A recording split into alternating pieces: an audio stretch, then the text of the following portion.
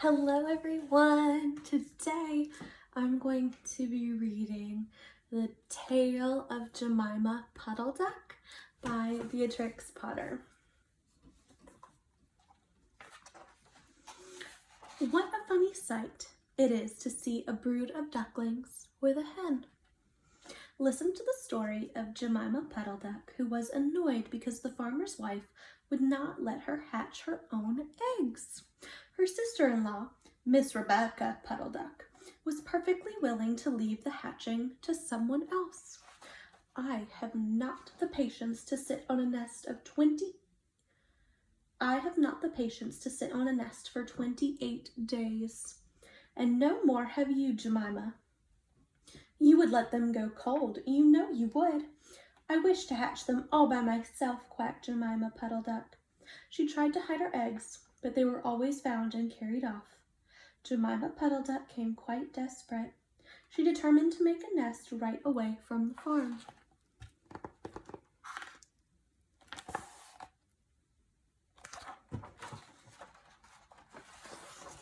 She set off on a fine spring afternoon along the cart road that leads over the hill. She was wearing a shawl and a poke bonnet. When she reached to the top of the hill, she saw a wood in the distance. She thought that it looked like a safe, quiet spot. Jemima Puddle Duck was not much in the habit of flying. She ran downhill a few yards, flapping her shawl, and then she jumped off into the air. She flew beautifully when she had got a good start. She skimmed along over the treetops until she saw an open place in the middle of the wood, where the trees and the brushwood had been cleared. Jemima alighted rather heavily and began to waddle about in search of a convenient dry nesting place. She rather fancied a tree stump amongst some tall foxgloves.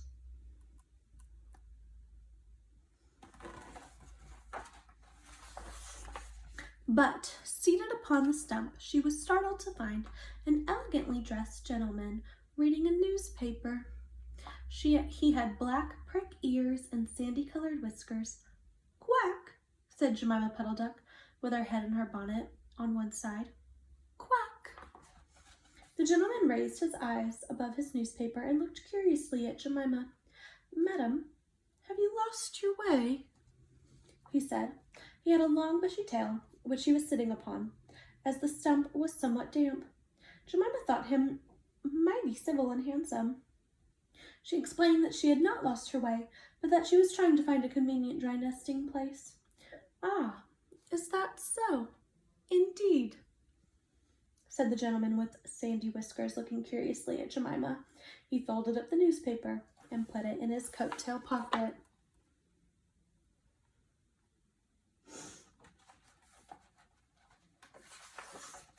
Jemima complained of the superfluous hen. "Indeed, how interesting. I wish I could meet with that fowl.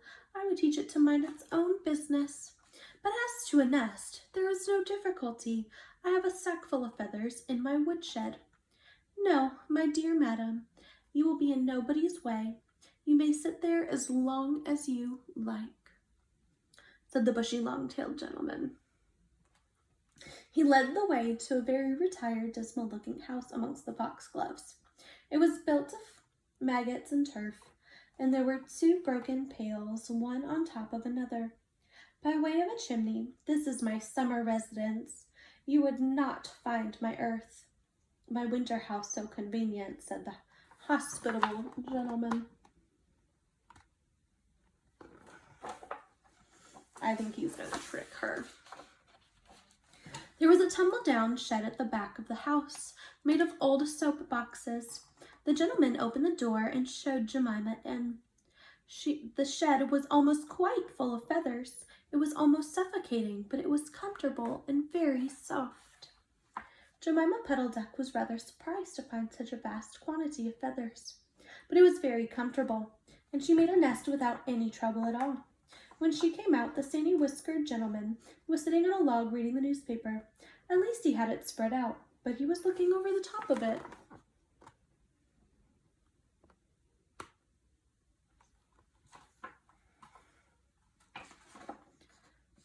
He was so polite that he seemed almost sorry to let Jemima go home for the night. He promised to take great care of her nest until she came back again next day. He said he loved eggs and ducklings. He should be proud to see a fine nestful in his woodshed. Jemima Puddle Duck came every afternoon. She laid 9 eggs in the nest. The foxy gentleman admired them immensely. I wonder why. At last Jemima told him that she intended to begin to sit next day, and I will bring a bag of corn with me so that I need never leave my nest until the eggs are hatched. They might catch cold, said the conscientious Jemima. Madam, I beg you not to trouble yourself with a bag. I will provide oats. But before you commence your tedious sitting, I intend to give you a treat.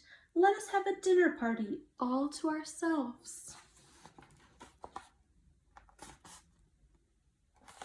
I don't know, you guys. May I ask you to bring some herbs from the farm garden to make a savory omelet? Sage and thyme, and mint and 2 onions, some parsley. I will provide lard for the stuff. Lard for the omelet, said the hospitable gentleman with sandy whiskers. Jemima Puddle Duck was a simpleton. Not even the mention of sage and onions made her suspicious. So she went round the farm garden, nibbling off snippets of all the different sorts of herbs that are used for stuffing roast duck. And she waddled into the kitchen and got 2 onions out of the basket. The collie dog met her coming out. What are you doing with those onions? Where do you go every afternoon? By yourself, Jemima Puddle Duck? Jemima was rather in awe of the collie, so she told him the whole story. The collie listened with his wise head on one side. He grinned when she described the polite gentleman with sandy whiskers. He asked several questions about the wood and about the exact position of the house and shed.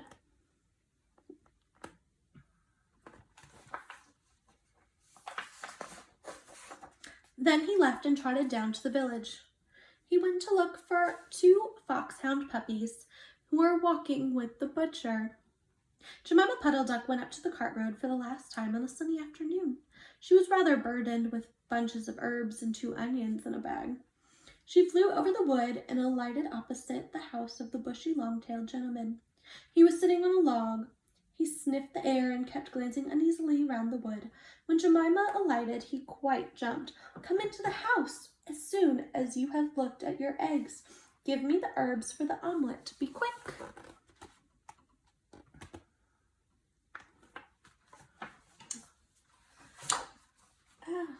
Oh no. Okay. He was rather abrupt. Jemima Puddle Duck had never heard him speak like that. She felt surprised and uncomfortable. While she was inside, she heard pattering feet round the back of the shed. Someone with a black nose sniffed at the bottom of the door and then locked it. Jemima became much alarmed. A moment afterwards, there were most awful noises. Barking, bang, growls and howls, squeals and groans. And nothing more was ever seen of that foxy, whiskered gentleman. Presently Kep opened the door of the shed and let out Jemima Puddle Duck. Unfortunately, the puppies rushed in and gobbled up all the eggs before he could stop them. He had a bite on his ear, and both the puppies were limping.